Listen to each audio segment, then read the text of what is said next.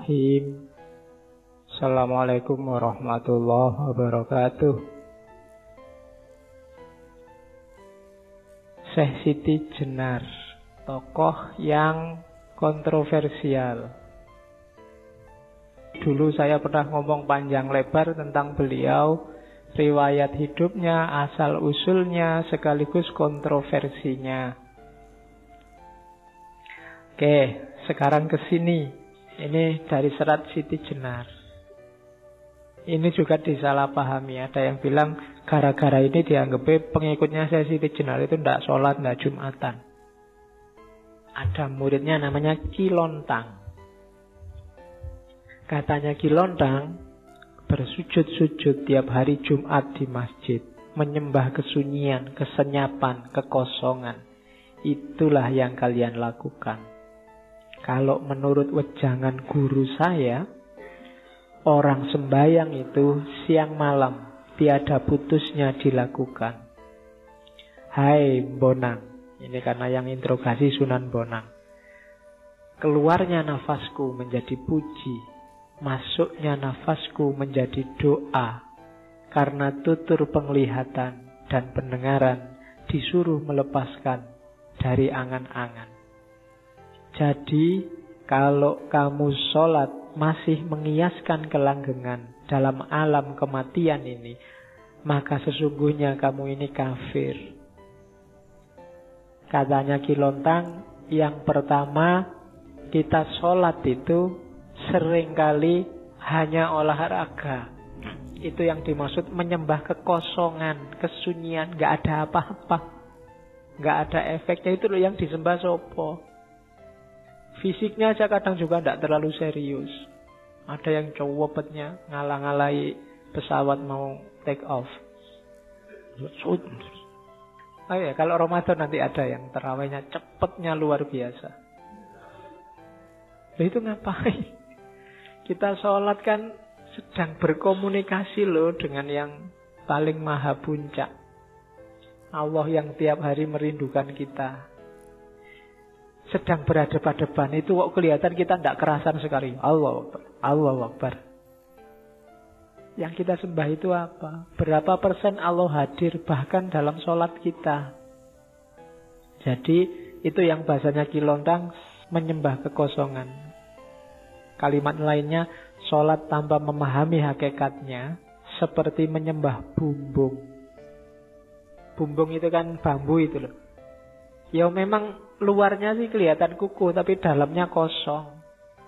Hatinya kayu, batang kangkung. Batang kangkung kan juga dalamnya kosong. Kosong melompong, hampa dampa, kolong angin. Bahasanya Kilontang. Jadi, tidaklah sholat itu tidak begitu. Kalau hanya olahraga, kita sedang nyembah bumbung kosong. Tidak ada nilainya. Iya sih luarnya kelihatan ada, tapi dalamnya tidak ada apa-apanya. Dapatnya cuma capek. Kalau puasa dapatnya lapar. Kalau guruku, katanya Kilontang, tiap detik kehidupannya adalah sholat. Para wali itu justru mereka yang maniak ibadah, maniak syariat, tapi tidak berhenti di syariat. Syariat itu hanya wadahnya, lantarannya untuk naik ke wilayah yang lebih tinggi, dan puncaknya adalah bertemu dengan Allah. Terus ada lagi sindiran, sholat yang mencuri. Apa sih sholat yang mencuri itu? Di serat Siti Jenar, pada waktu saya sholat, budi saya mencuri.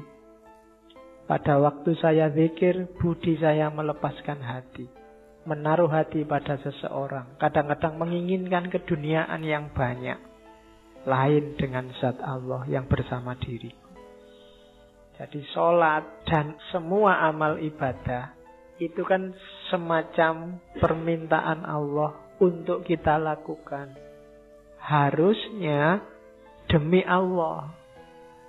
Tapi kita melakukan banyak sekali ibadah tidak demi Allah, tapi berpamrih kayak tadi. Pamrihnya macam-macam, bahkan banyak yang keduniaan.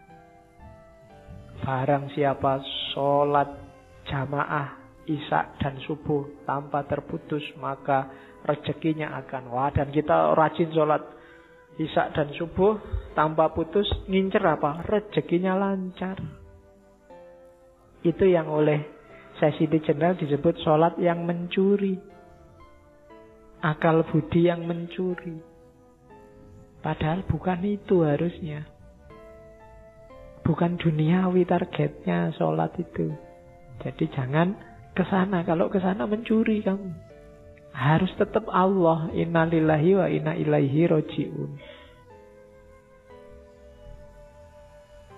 Terus, kalau dikomparasi dengan ayat, kritiknya Siti Jenar misalnya bisa dikomparasikan dengan surat Al-Ma'un. Fawailul lil musallin. Orang-orang sholat yang hasilnya malah neraka. Kenapa? Sholatnya karena riya. Alladzina hum yura'un walladzina hum an sholatihim sahun. Sholatnya lalai. Terus ada juga surat Al-Mu'minun, yang artinya sholat itu harus khusyuk. Khusyuk itu yang pertama menghindarkan diri dari hal-hal yang sia-sia dan tidak menyia-nyiakan waktu serta tempat. Yang kedua, menunaikan zakat. Yang ketiga, menjaga kehormatan diri. Yang keempat, menepati janji, dan seterusnya. Jadi, semua yang diomongkan Siti Jenar itu, ini kan karena banyak yang kritik, dianggapnya Siti Jenar itu ngarang, tidak ngerti syariat, tidak pernah ngaji. Tidak mungkin lah. Kalau dilihat dari silsilahnya, beliau masih ada garis keturunan sampai ke Nabi. Cuma cara beliau menyampaikan melihat situasi saat itu. Oke, terakhir. Ini tentang puasa. Katanya Siti Jenar, yo poso yo iya. Poso itu hasilnya apa? Kemampuan untuk melaparkan diri. Ngelakoni weteng kudu luwe. Maksudnya apa? Kemampuan mengendalikan hawa nafsu. Itu panennya orang puasa. Dengan puasa kita terlatih terkendali. Imsak, makanya ada batas, kita tidak boleh makan lagi, namanya imsak. Yaitu imsak lahir. Imsak batinnya apa? Kita mampu mengendalikan hawa nafsu. Itu puasa. Jadi besok latihanlah mengendalikan diri. Mbok coba bikin target-target spiritual. Dan itulah namanya puasa hakiki. Hasilnya puasa hakiki itu jiwa yang bersih. Kalau bahasa tasawufnya yang lain, takholli. Ego, hawa nafsu itu hilang semua. Tidak cuma dapat lapar dan haus, dan gak cuma mindah waktu makan. Kadang-kadang puasa pengeluarannya lebih banyak. Karena makannya harus enak, jumlahnya tetap 3. Waktu maghrib sekali, mau tidur sekali, sahur sekali. Itu podo wae. Jumlahnya tetap 3 dan gak mau gak enak, harus enak. Jadi pengeluarannya lebih besar. Akhirnya kan gak jadi puasa, cuma mindah waktu makan. Ya.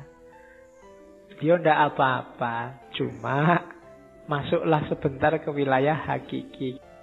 Kira-kira dengan puasa itu mampu gak kita menaklukkan hawa nafsu dan ego? Berani gak misalnya kalau pas kita puasa, HP juga puasa, internet juga puasa, kecuali habis buka puasa misalnya. Tidak akan balas WA sebelum buka puasa misalnya. Nah, itu latihan-latihan rohani. Tidak apa-apa ya. Kalau sudah sukses itu dalam arti sudah nggak terikat lagi oleh WA, nggak tergantung lagi oleh internet. Nanti WA-an dengan tidak terikat. Hari ini kan kita terikat luar biasa. Banyak sekali hal-hal yang tidak harus bikin kita tergantung. Sekarang kita tergantung. Tergantung oleh listrik. Tergantung oleh BBM. Terus tergantung internet juga.